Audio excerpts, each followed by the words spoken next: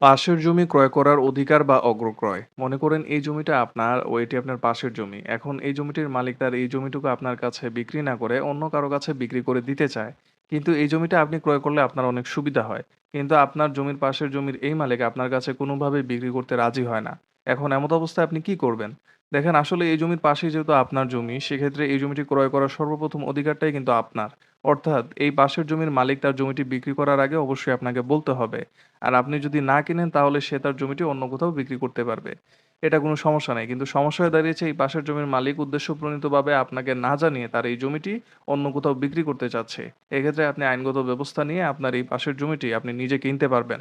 অর্থাৎ এটি হচ্ছে পাশের জমি ক্রয় করার অধিকার বা অগ্রক্রয়।